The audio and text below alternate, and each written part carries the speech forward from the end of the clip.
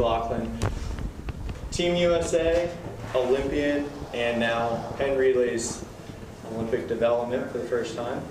100-meter hurdles champion.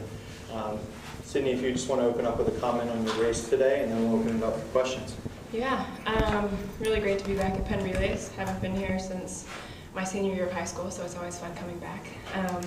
Today was just a open the season kind of race, just see where we're at, gauge moving forward, and get back to hurdling and hopefully move up to the 400 hurdles when we're ready.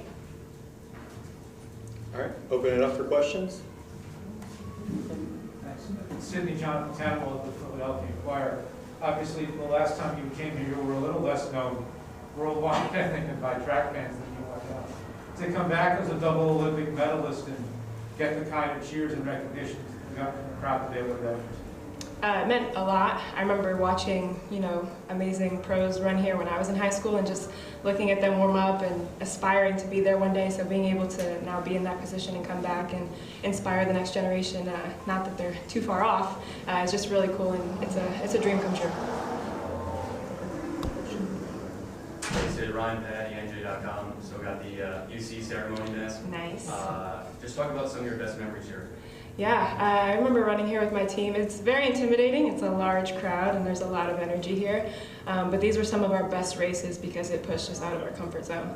And I just remember us warming up on side streets and apartment complexes off to the side and then coming out here and racing these amazing Jamaican teams. And these were really great memories for me and my team, representing not only New Jersey but the U.S. against Jamaica.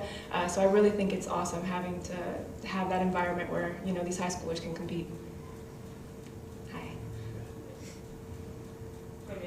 Yeah. Oh yeah, Chris Lorengo from the DP.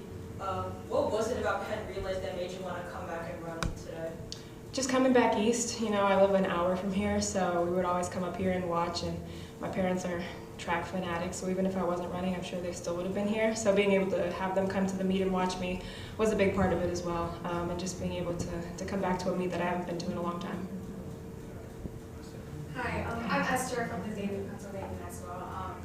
When you come into a competition like this, do you keep in mind the goal? Do you think about how I'm gonna come today and break a competition record, or did you just come for the vibes of it? Yeah, I think it's a little bit of both. I was really excited to come back. It's always a fun meet, but I also do think I just wanted to start my season off strong and gauge where I was at. So this isn't my primary race, but I definitely wanted to come out here and put up a good time so that when the season progressed, I was in a good position. But also, congratulations on your engagement. Thank you, appreciate that. Go ahead. Sydney, to know you have yourself from New Brunswick, I think was from Trent, and Ajay, who's from Neptune but lives here. Mm-hmm. To have three runners with such deep ties to broadly the greater Philadelphia area who are able to come and put on a show at this meet specifically, what is it about this meet that draws people who have roots to here? I know it's first time, but people who have roots here to keep coming back. Yeah, I think it's just, this is an environment you really can't get anywhere else, especially there's not a lot of meets like this in the U.S., so being able to have people that could come locally and watch this, it's just a really great time to bring the whole community together, and all the track fans that maybe can't make it out to Oregon for Worlds or something like that, so it's really cool for the locals. Hey, Sean Garrett with Track Alerts. This is an easy question. On a scale of 1 through 10, outside of the Olympics and the World Champs, where does Penn Relays rank for you? Oh, that's a great question. Is 10 being the best? 10, of course. Okay. I would say it's an 8.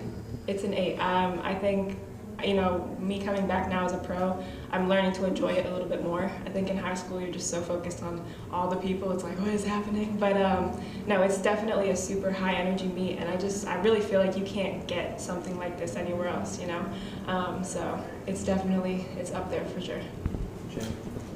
Hey Sid, you look around today and New Jersey's really taking center stage. Yeah. You make your season debut, break the meet record. Things running later, Ajay's running, Olivia Baker's running.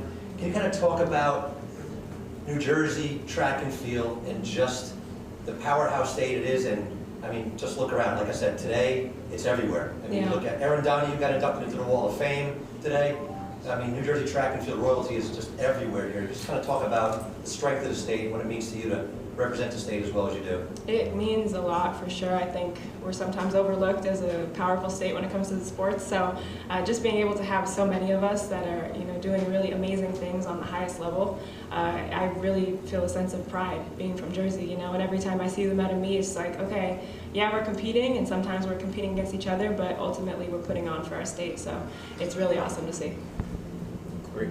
You mentioned this is a build-up race, but 12.75 is a pretty good result for you. Can you describe maybe the performance today for you? Yeah, I mean, I'll have to go back and kind of review it a little bit, but it was a good one, good way to start the season off. And I think there's, we can only get better from here. That's a great way to start, especially comparatively to last year. And I know there's a lot of improvements to be made, so I'm happy with the result. I spoke with Mike yesterday too. UC obviously won the first wheel recently as a program. I know when you ran into 16, I mean, obviously it's been tough. What's it like to see UC get their wheel, maybe get a little bit of success there? It's amazing. I mean, the way that, Coach McCabe has continued the program so strong for so long is just unreal. And, the culture continues to grow and get better and better. So being able to see them accomplish something that maybe we weren't able to when I was there, it makes me so proud of them, and to know that it's only, going up for them. All right. Last question. Anthony Foster of Truck Alerts.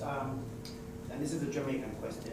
Okay. You remember you were running for Long Beach Poly against the Jamaicans at Penn Relays, and you used to dominate your leg.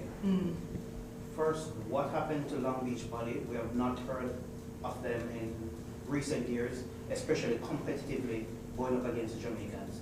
And who do you remember from representing a Jamaican high school at the time that, you used to have this strong competition against? Oh, great question. I honestly don't know about Poly very much. I'm not very aware. But I would say there was like 3 or 4 Jamaican schools that would always beat us. So I couldn't tell you exactly which ones they were. All I know is that we were chasing them, and we were just trying to place as the first American team. So that's really all I can tell you about that. Okay. Thank you, Sydney. Congratulations. And her next big event is next week. She's got her wedding. So.